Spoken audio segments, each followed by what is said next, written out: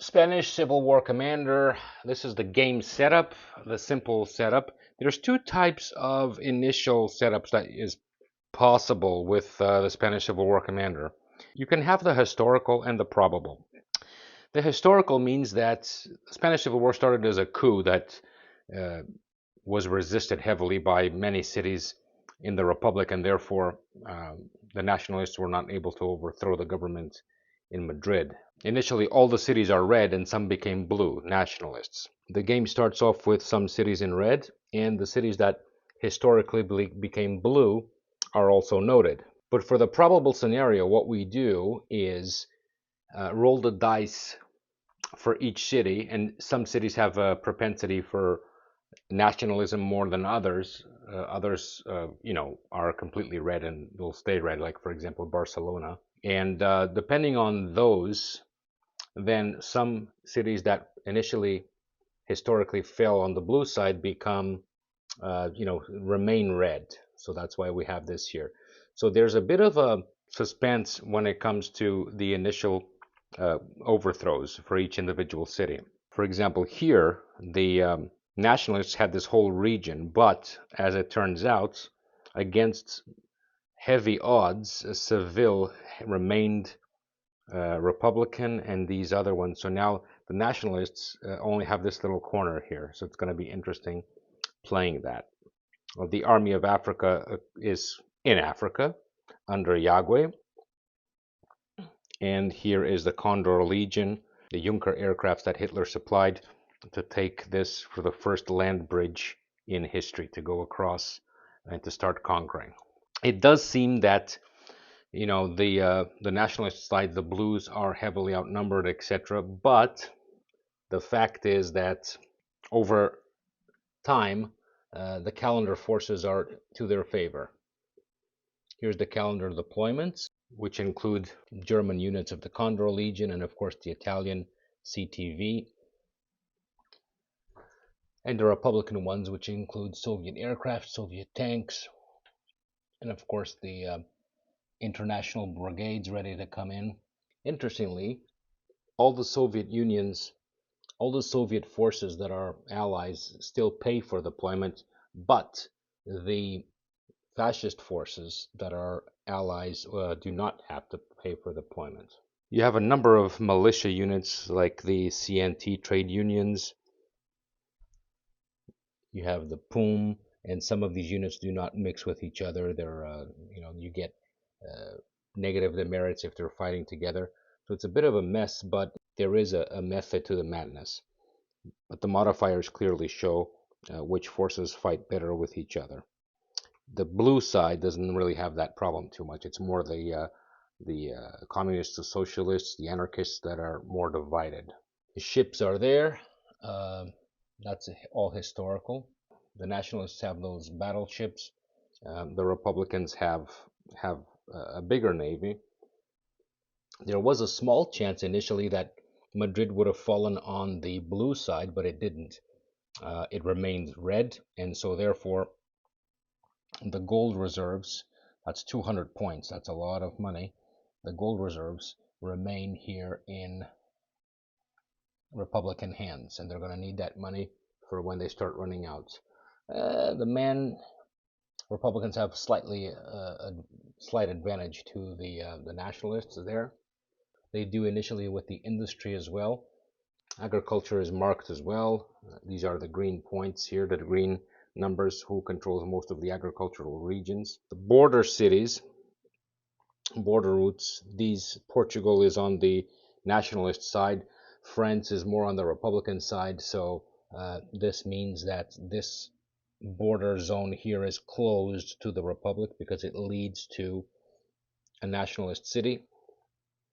And again here, this is closed to the nationalists because it's connected to a Republican city. But if Badajoz falls and also Merida, then this becomes available.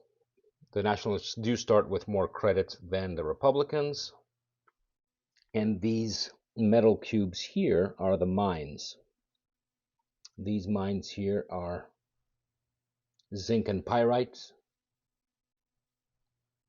Then you have copper and mercury mines here. They're a little bit more valuable, especially the ones at Rio Tinto. Rio Tinto is a special case because it was owned by the British. So you can make money off it if you own it, but you risk, small risk, but still a risk of diplomatic problems with Great Britain and some entanglements there.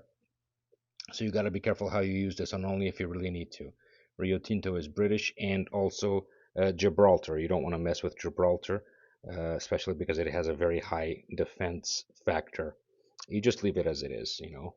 These mines are scattered all over the country because if you really run out of money, then you can sell them off. That's what Franco did, sold it off to the Germans for extra support. Commanders are here, the ones that weren't deployed. On this side, you have the usual modifiers, order of damage, naval combat procedures, which includes convoys. These are the convoys. They're going to have to be intercepted to stop the trade for Republicans or nationalists. Land combat procedures. The card deck here, fresh cards, and then you give these cards according to the blue cards and red cards according to the draw. For the foreign aid, on the Republican side, you have the Soviet Union, France, Mexico, and to a much, much lesser extent, Great Britain and the United States. On the nationalist side, you got fascist Italy, Nazi Germany, Portugal to a very small extent, and also Britain and United States. They were more neutral. And for that reason, there are extra units available if you were to go to war. France, if France was to support the Republic, then this unit is deployed here, this army with General Georges, and here's a French fleet and some extra tanks, and you even have the French Foreign Legion, which is deployed in North Africa if necessary. Then you have the Soviet Union if they go into war as well. They deploy a powerful army here with corps under General Vatutin. These, of course, are things that never happened, but I picked the generals that I thought made sense at this time in 1936-37. Also the Soviet fleet. There's a tiny chance that Mexico would send troops as well. Here's one of the revolutionary generals from the Mexico's Revolutionary Party, PRI. Italy is the one that had sent the most land troops, so they already have the Flechas Negras here, the CTV, artillery, a lot of Italian commanders actually, Roata, Berti, Gambara. Now, if Italy joins the war completely, what you do is you take these and you switch them around, and they become more powerful armies. This is the Royal Army of Italy. But that's rare. In most cases, they will not join officially. They'll just have these units and aircraft and some tanks as well. Germany, of course, has the Condor Legion already there. There's a small land contingent, some tanks and artillery.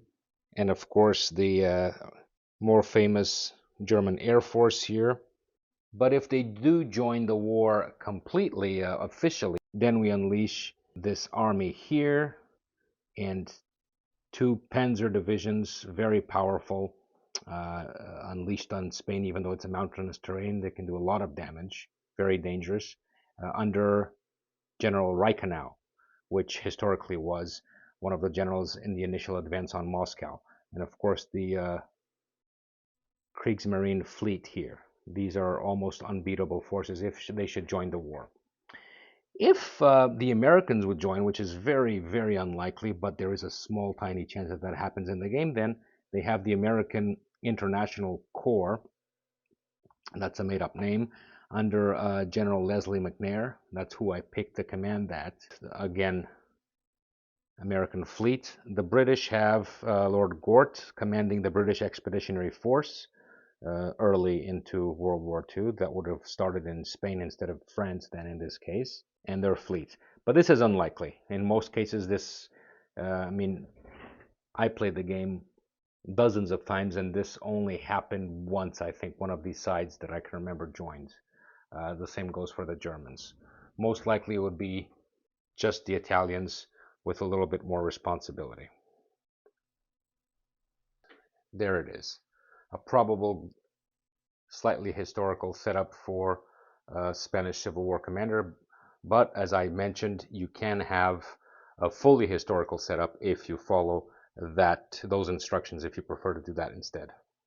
The remaining components are these tokens. Each one represents 100 points, so you get 10 cubes out of them. It just makes things easier. There's a 6 or 8 depending on which game you have. There's the timers for combat and movements, little range stick here and pointer, the timer for other parts of the game, including the naval battles, and your bucket of dice. Some games have red and blue, others are just white, but they do pretty much the same thing. These games always have these components, no matter which game you have. Pieces come in these containers here.